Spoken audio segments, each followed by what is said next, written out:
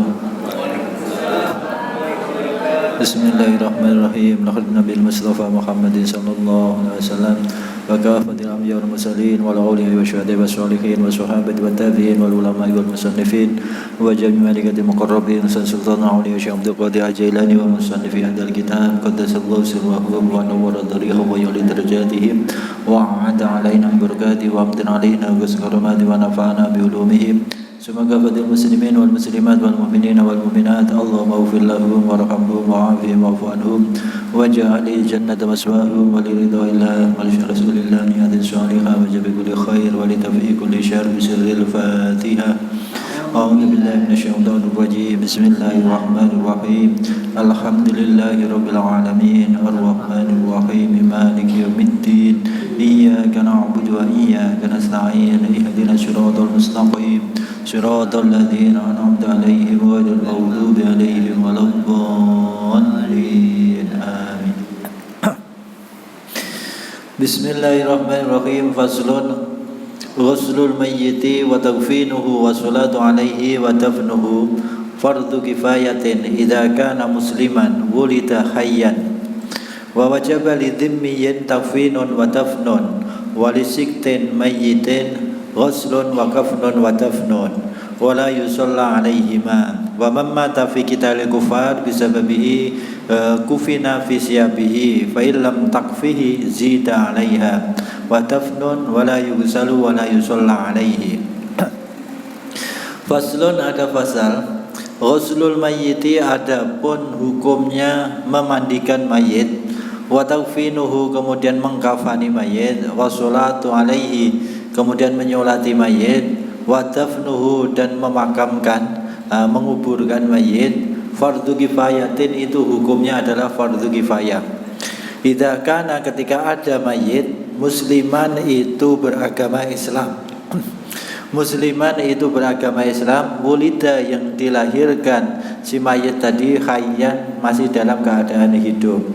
Wajib dan wajib lidhimmiyin, karena ada mayit kafir dhimmi, takfinun, wajib mengkafani, wadafnun, dan menguburkan, walisiktin, dan karena ada mayit bayi yang keguguran, mayitin, dalam keadaan mati, ghuslun, wajib hanya memandikan, wakafnun, dan mengkafani, wadafnun, dan menguburkan, wala yusolla, dan tidak disolati alaihima, terhadap dhimmi dan siktin.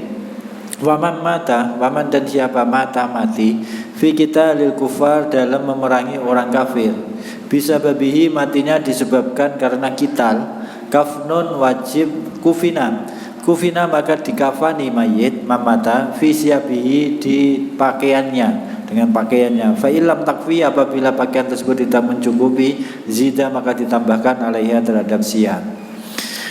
Pasal menerangkan tentang kewajiban orang Islam kaitannya dengan fardu kifayah ketika ada orang meninggal.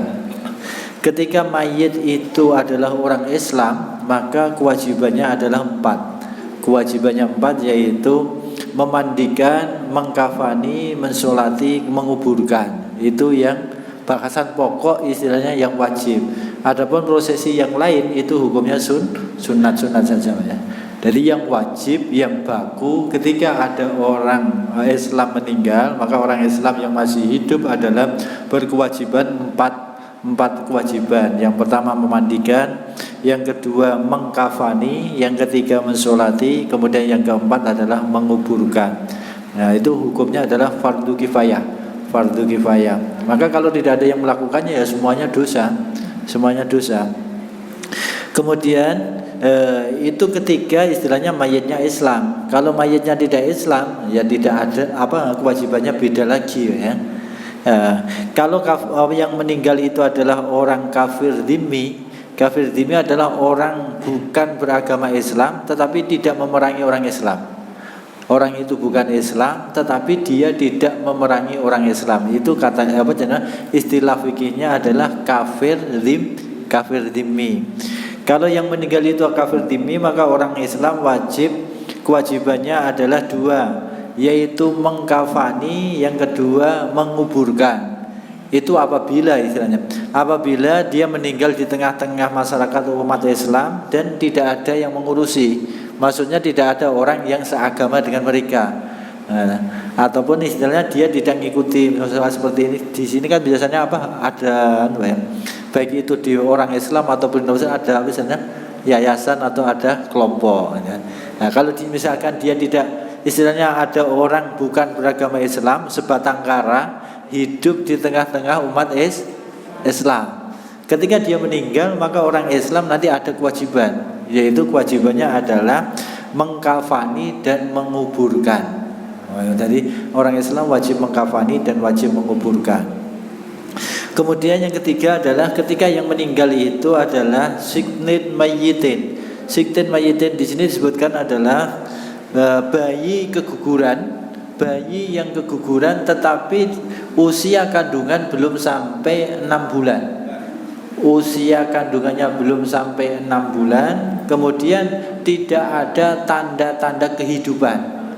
Tidak ada tanda-tanda kehidupan dalam janin tersebut, dalam bayi tersebut. Maka kewajibannya hanya yaitu memandikan, mengkafani dan menguburkan. Tidak wajib mensolati, tidak ada kewajiban, bahkan tidak ada yang mengatakan haram. Nah, hukumnya haram. Jadi kafir dhimmi tidak boleh, atau hukumnya haram disolati. Begitu juga adalah anak keguguran yang usia kandungannya belum sampai 6 bulan dan belum ada tanda-tanda kehidupan. Ya. Jadi bisa jadi anak itu adalah keguguran dan usia kandungan belum 6 bulan tetapi sudah ada tanda-tanda kehidupan, maka nanti hukumnya adalah mayit itu adalah orang Islam, maka wajib disolati. Tetapi kalau belum ada tanda-tanda kehidupan, maka hukumnya belum dihukumi manusia, maka tidak tidak boleh disolati gitu ya. Jadi yang pertama yang kedua tadi adalah kafir dhimmi, kewajibannya hanya mengkafani dan menguburkan, haram disolati. Kemudian bayi yang keguguran dan usia kandungannya belum sampai 6 bulan, tidak ada tanda-tanda kehidupan, maka juga kewajibannya hanya memandikan, mengkafani dan menguburkan, juga tidak disolati. Hukumnya malah haram disolati. Cuma ilatnya beda. Kalau alasannya yang kafir dhimmi tidak boleh disolati, alasannya karena adalah dia beragama kafir, istilahnya bukan orang Islam. Nah, orang Islam hukumnya haram memintakan ampun kepada orang yang bukan beragama Islam. Ini alasannya. Karena tidak mungkin. Kenapa kalau hukumnya haram? Karena sudah jelas Allah tidak mungkin mengampuni. Innallaha la yaghfiru ayyushraka bihi wa yaghfiru ma duna dzalik. Jadi Allah sudah menegaskan tidak mungkin Allah mengampuni. Kalau kita tetap saja memaksa memintakan ampun kepada mereka, maka hukumnya haram. Jadi innallaha la yaghfiru ayyushraka bihi wa yaghfiru ma duna dzalik itu ketika orang itu kafir. Kemudian kalau bayi kemudian belum ada tanda-tanda kehidupan, juga hukumnya haram disolati, tetapi alasannya beda. Alasannya bukan karena tadi, tetapi karena belum dianggap sebagai manusia. Alasannya dua, yaitu usia kandungan belum sampai, kemudian tidak ada tanda-tanda kehidupan, sehingga masih dihukumi benda, bukan manusia. Masih dihukumi benda mati. Kalau benda mati, ya haram disolati. Itu alasannya beda. Kemudian yang keempat, apabila mayit itu adalah orang yang mati syahid. Ketika orang itu mati syahid, maka kewajiban orang Islam adalah hanya mengkafani mayit tersebut dengan pakaian yang dipakai ketika waktu perang. Apabila tidak cukup, maka hanya ditambah, bukan dikafani secara keseluruhan. Kafannya hanya menambah dari kekurangan baju yang dipakainya, ya. Karena syarat mengkafani mayit itu harus bisa menutupi semua anggota badan, mulai dari ujung kepala sampai ujung kaki. Apabila pakaian yang dipakainya ketika waktu perang itu belum bisa mencukupi menutupi semuanya itu, maka ditambah untuk menutupi semua anggota badan, ya. Tetapi kalau pakaian yang dipakai ketika waktu perang itu sudah cukup untuk bisa menutupi semua anggota badannya, maka tidak perlu ditambah lagi. Cukup dikafani dengan pakaian yang dipakai ketika waktu perang. Kemudian kewajibannya lagi adalah mengkafani, kemudian menguburkan. Ini juga hukumnya haram dimandikan, juga tidak perlu disolati. Jadi tidak perlu disolati, bukan haram disolati, ya. Jadi tidak ada kewajiban untuk disolati. Tetapi seandainya disolati tidak sampai ke masalah haramnya. Lain kalau kafir dhimmi tadi. Kalau kafir dhimmi adalah sampai ke taraf haram kalau dilakukannya. Tetapi kalau orang yang mati syahid tidak wajib. Seandainya dilakukan ya tidak sampai haram. Nah, alasannya ya beda lagi. Kenapa kok tidak disolati? Alasannya adalah sudah tidak butuh didoakan lagi. Karena orang yang mati syahid sudah jelas-jelas dijamin oleh Allah pasti masuk surga. Dosanya pasti diampuni. Jadi tidak perlu didoakan, sudah diampuni, ya. Jadi itu kaitannya kalau alasannya orang itu matinya karena mati syahid, dia tidak perlu disolati lagi. Kemudian wa aqallul ghusli, tetapi yang perlu digambarkan di sini, orang yang mati syahid itu ketentuannya adalah orang itu mati dalam pertempuran melawan orang kafir, ya, dan tujuan perangnya adalah li'i'lai kalimatillah, untuk mengagungkan agama Allah, dan matinya disebabkan pertempuran. Kalau matinya disebabkan dengan hal yang lain ya juga tidak dikatakan mati syahid.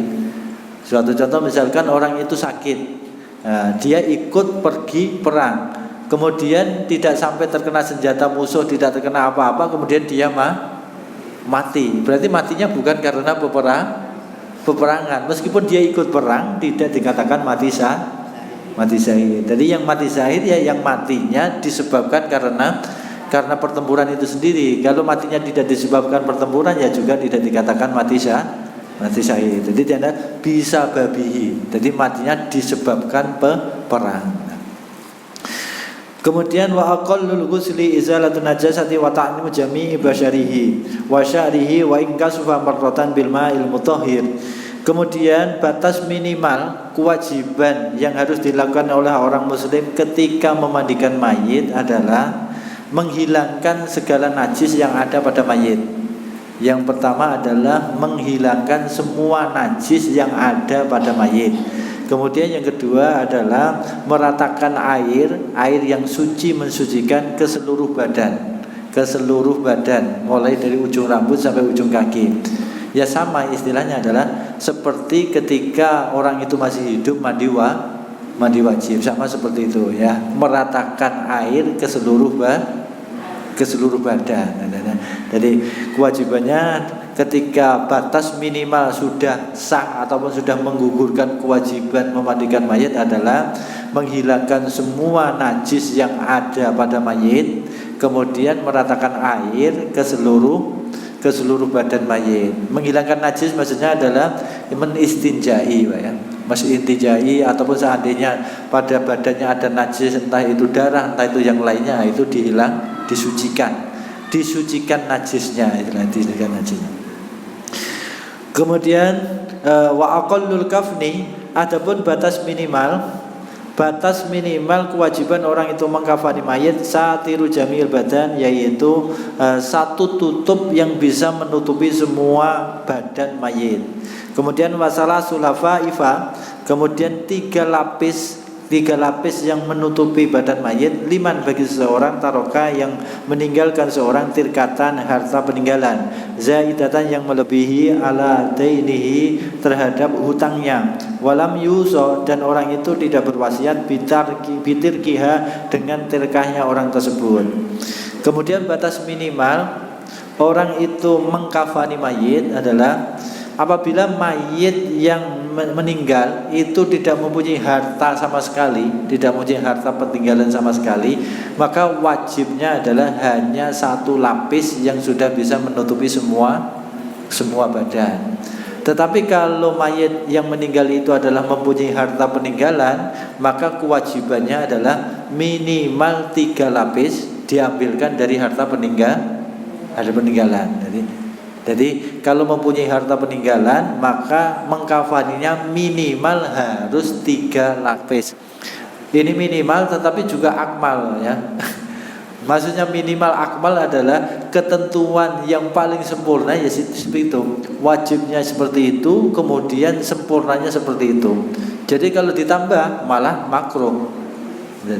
Jadi seandainya mayit itu punya peninggalan, misalnya hartanya banyak, kemudian dikafani sampai 4 lapis ataupun sampai 5 lapis, itu malah hukumnya makruh. Bahkan bisa jadi haram kalau keluarga tidak mengizinkan.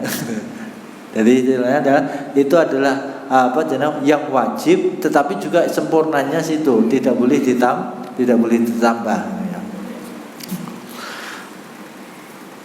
Apabila mayit itu mempunyai harta peninggalan, kemudian harta peninggalannya itu adalah sudah menutupi hutang, kemudian tidak ada wasiat, maka kafan yang wajib dikafankan adalah 3 lapis. Kemudian wa aqallus shalah alaihi, adapun batal minimal kewajiban orang itu mensolati alaihi terhadap mayit, ayyan wiya, yaitu orang itu niat fi'la sholati, melakukan sholat, alaihi, mensolati terhadap mayit. Wal fardu, kemudian niat fardu, wa yu'ayyina, kemudian menentukan sholatnya. Sholat ini maksudnya adalah syahadal mayit, itu menentukan. Makanya kalau sholat jenazah berarti takyinnya hanya 2. Mayit itu hadir atau ghaib gitu ya. Kalau sholat 5 waktu kan takyinnya itu ada 5 macam, duhur, asar, maghrib, isya, takyinnya. Tetapi kalau mayitnya itu adalah sholat jenazah, takyinnya hanya 2 macam ya. 4 tetapi jadi 2 istilahnya ya. Jadi 4 itu kan laki-laki perempuan, laki-laki dengan perempuan. Kemudian 2 itu adalah hak mayit hadir atau mayit gaib. Sholat yang disolati itu mayitnya ada di situ atau sholat gaib itu takyin. Kan biasa, jadi ada perintah juga, ini syariat, cuma memang kadang-kadang jarang dilaksanakan. Sholat gaib itu sebenarnya adalah disunatkan kepada siapapun orang Islam. Asalkan orang itu kenal, tahu, itu disunatkan untuk sholat gaib. Kalau memang sudah ada yang mensolatkan, kalau belum ya malah fardu kifayah tadi. Kalau sudah ada yang mensolatkan, itu masih kita disunatkan untuk sholat gaib. Cuma kadang-kadang yang terjadi itu adalah ketika yang meninggal ulama baru disuruhkan untuk sholat gaib. Kalau yang meninggal bukan ulama, bukan orang besar, tidak diserukan untuk melakukan sholat gaib. Padahal sebenarnya tidak. Sebenarnya secara syariat ya semua. Setiap ada orang yang meninggal, kita mengetahuinya disunatkan sholat gaib kalau tidak berada di tempat kita. Kalau berada di tempat kita adalah sholatnya adalah sholat hadir. Hadir dan gaib ini bagian dari takyinnya sholat, mentakyinkan sholat jenazahnya. Makanya adalah kalau laki-laki perempuannya kan hada atau hadihi gitu ya. Kemudian tadi adalah kalau hada hadihi itu hadir. Kalau gaib ya adalah lil gaib itu sendiri, bisa jadi disebutkan namanya. Kemudian wa yaqulu Allahu Akbar. Ketika sholat itu adalah niat, setelah niat dia membaca Allahu Akbar. Niatnya adalah qasdu fardiyah takyin, sama dengan sholat wajib yang lain. Kewajiban niatnya adalah minimal 3, yaitu qasdu, takyin, fardiyah, fardu. Kemudian kalau sholat itu dilakukan dengan jamaah ya berarti tambah 1, yaitu imaman atau makmuman. Jadi sama dengan niat-niat sholat fardu yang lain. Kemudian wa yaqul Allahu Akbar, kemudian bertakbir wa huwa qaimun, ingqadara. Kemudian orang yang sholat itu dengan keadaan berdiri apabila mampu berdiri, karena sholat jenazah hukumnya wajib. Kalau sholat itu wajib, selagi orang itu mampu berdiri, maka sholatnya wajib dilakukan dengan berdiri. Tetapi kalau sholat sunat, meskipun mampu berdiri, boleh dilakukan dengan duduk.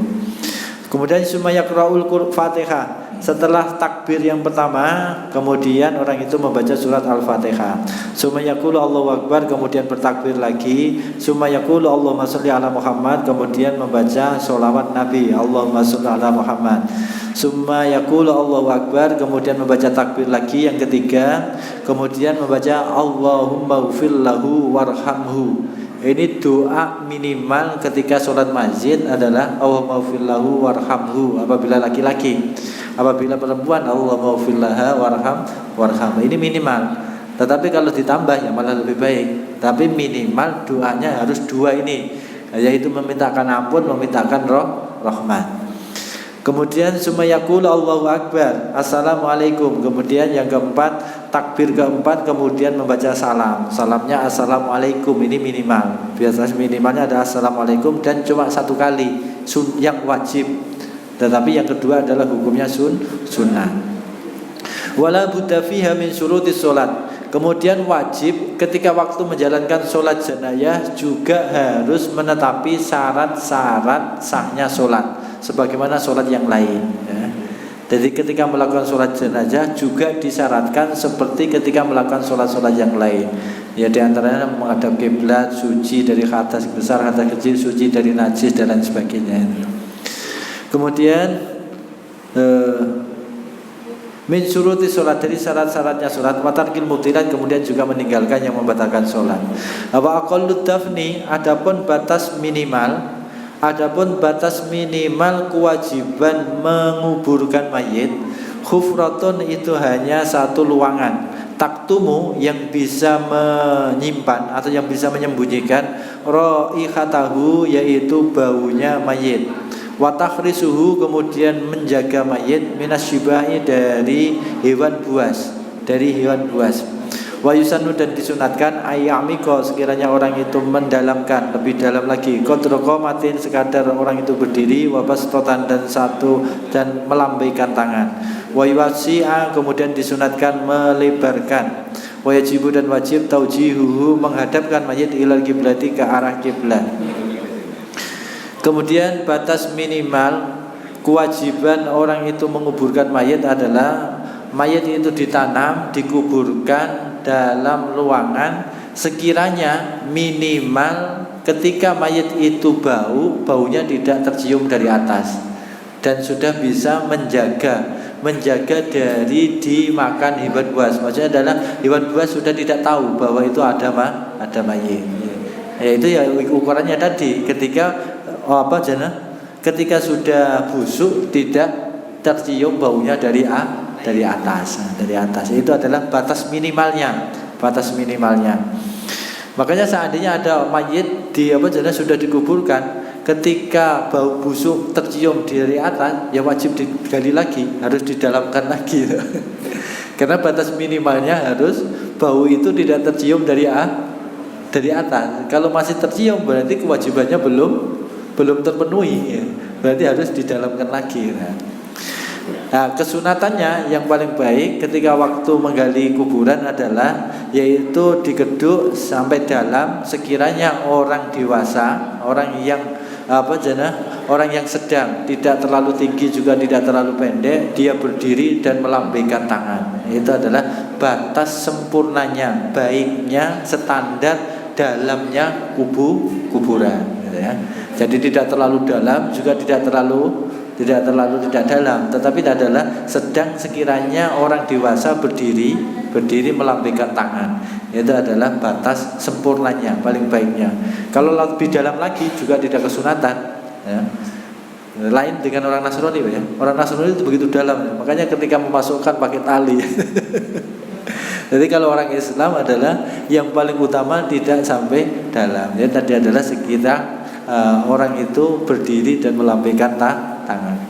Kemudian kesunatannya lagi adalah ketika menggali kuburan hendaknya dilebihkan dari ukuran dari badan mayit itu sendiri, lebih luas, jangan sampai pas. Jadi badannya sekiranya nanti dimasukkan itu mudah, jadi lebih diluaskan. Kemudian juga panjangnya. Kemudian yang perlu diperhatikan lagi yang paling bagus adalah ketika menguburkan mayit wajib dihadapkan ke arah kiblat. Ini wajib ya. Adapun masalah gelu dan lain sebagainya itu hanya sunat. Tetapi yang paling penting adalah mayit itu menghadap ke arah kiblat ketika berada di alam kuburnya. Ketika di dalam kuburan itu harus menghadap ke arah kiblat. Ini wajib. Bahkan sampai seandainya ada orang menguburkan mayit kok tidak dihadapkan kiblat, kemudian sudah diuruk, maka wajib digali lagi untuk dihadapkan ke arah kiblat, karena itu adalah wajib tadi, ada suatu wajib. Kemudian semestinya adalah ketika ada kematian ini dari sisi kajian lain, maksudnya kajian tasawufnya adalah ketika ada suatu kematian, sepertinya adalah pembelajaran yang begitu paling berharga bagi orang Islam itu sendiri, Pak ya. Cuma ya kadang-kadang ini malah yang terlewatkan. Kita hanya kadang-kadang hanya sebatas ketika ada orang mati ya sudah dianggap sebagai hal yang biasa. Padahal semestinya dalam sudut pandang tasawufnya adalah justru itu adalah pembelajaran yang paling berharga bagi orang Islam yang masih hidup. Makanya sampai-sampai ada suatu persepsi ketika mentalkin mayit itu bukan ngajari mayit tapi ngajari yang masih hidup. Sampai ada orang yang persepsinya demikian. Padahal semestinya adalah ya semuanya dari terjadinya kematian sampai masuk ke alam kubur, semuanya sebenarnya adalah sebagai pembelajaran, sebagai pelajaran bagi orang yang masih hidup. Maka sampai Nabi itu pernah mensabdakan sebuah hadis adalah taraktu fikum wa'idatain natikon wasomitan natikon al-Quran wasomitan al-maut ya. Nabi itu pernah bersabda, aku tinggalkan dua pelajaran yang sangat berharga bagi kalian semua. Yang satu bicara, yang satu diam. Yang bicara Al-Quran, yang diam adalah kematian. Jadi Nabi sampai menyamakan terjadinya suatu kematian itu sama saja dengan Quran. Nabi sampai menggambarkan adalah aku meninggalkan dua pelajaran yang paling berharga bagi kalian semua. Ya, yang satu bicara, yang satu diam. Yang bicara Al-Quran, kemudian yang diam adalah kematian, adanya kematian. Tapi yang kembali lagi tadi ya, yang bisa mengambil pelajaran akar kematian itu biasanya ya orang yang hatinya bersih, ya, yang hatinya bersih, ataupun diistilahkan orang yang hatinya bukan keras. Kalau hatinya keras ya tidak bisa mengambil pelajaran. Makanya digambarkan ada seorang wali Syekh Ibrahim Al-Adham. Itu pernah ditanya oleh penduduk Basra ketika beliau berjalan-jalan di tengah pasar, dihentikan para pedagang, ditanya dengan pertanyaan, wahai Syekh, Allah itu telah berjanji kepada kita semua, pokoknya doa, kalau doa nanti saya ijabah. Allah itu berjanji sendiri, ayatnya adalah ud'uni astajib lakum. Jadi penduduk pasar saya protes sama Syekh Ibrahim Al-Adham. Wahai Syekh, kenapa aku sudah berdoa terus tapi kok Allah tidak mengijabahi doaku? Kemudian akhirnya dijawab oleh Syekh Ibrahim Al-Adham, bagaimana mungkin Allah mengijabahi doamu? Hati kamu sudah keras seperti itu, hati kamu sudah mati. Kenapa hati kami mati? Iya, kamu hampir setiap hari menguburkan orang mati, tetapi kamu tidak pernah belajar dengan orang mati. Itu adalah gambaran tadi Nabi menggambarkan mati itu adalah suatu pembelajaran yang begitu sangat luar biasa. Sampai-sampai ya tadi Nabi menggambarkan seperti itu. Ada hadis lagi adalah kafa bil mauti wa'idun, cukup ketika terjadi suatu kematian itu adalah sebagai pelajaran, sebagai nasihat bagi kalian. Coba ya kembali lagi adalah orang yang bertafakur ya. orang yang bertafakur. Makanya sampai-sampai ulama-ulama sufi itu menggambarkan ketika berada di kuburan, orang itu kok tertawa, berarti orang itu tidak ingat tidak ingat mati. Orang itu menunjukkan hatinya sudah keras dan sebagainya. Itu diantaranya adalah penilaian ulama-ulama tasawuf kaitannya dengan masalah kematian. Ada orang di atas kuburan kok bisa tertawa, nah, itu menunjukkan orang itu tidak ingat tidak ingat mati gitu. Itu diantaranya gambaran-gambaran seperti itu. Jadi al-maut kafa bil mauti wa'idun, cukup dengan kematian itu adalah sebagai mau'idun, sebagai nasihat. Jadi pernah dulu tuh waktu paman orang rumah meninggal, itu yang dimintai untuk nasihat maupun berangkatan itu Mbah Maimun Jubair. Mbah Maimun Jubair itu ketika memberi nasihat tidak sanggup mengucapkan kalimat apa-apa. Hanya tadi adalah salam pembukaan, kemudian membaca hadis itu saja, kafa bil mauti wa'idun, kemudian berdoa. Tidak mengungkapkan kalimat-kalimat apa-apa, hanya mengungkapkan hadis kafa bil mauti wa'idun. Cukuplah dengan kematian ini sebagai sebagai nasihat gitu ya. Itu sebenarnya dari sudut pandang tasawufnya adalah kematian itu merupakan sesuatu yang begitu sangat berharga sebenarnya bagi orang hidup. Nah, untuk pengantar yang kita mungkin itu kita bahas Allah.